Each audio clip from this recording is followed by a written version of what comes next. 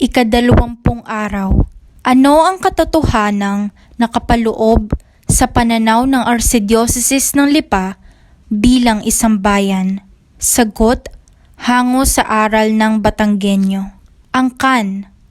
Ang bayan ay tayo, ang tao. Tayo ang tinutukoy ng Diyos. Tiyak na tayong mga Batanggenyo ang tinatawag ng Panginoon sa Batangan.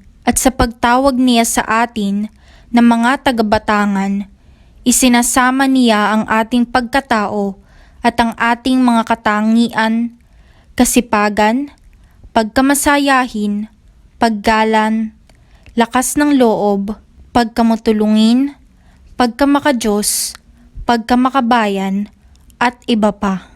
Hamon sa pamilyang Batanggenyo, makilahok at makisangkot sa mga gawain ng parokya o lokal na simbahan. Salita ng Diyos ayon sa aklat ng Deuteronomio, 7 kabanata sa 6 na talata. Sapagkat ikaw ay isang banal na bayan sa Panginoon mong Diyos, pinili ka ng Panginoon mong Diyos upang maging bayan na kanyang sariling pag-aari, na higit sa lahat ng mga bayan na nasa ibabaw ng balat ng lupa. Maikling pagninilay.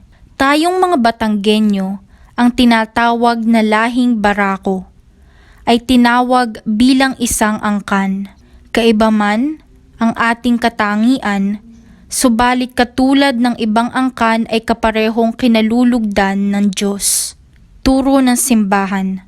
The Church must look with penetrating eyes within herself, ponder the mystery of her own being. Panalangin, Panginoong Diyos, isang biyaya po ang maging isang bayan na naglalakbay patungo sa pakikiisa sa iyo. Nawa po ay patuloy mo kaming pag-isahin sa puso at hangarin. Amen.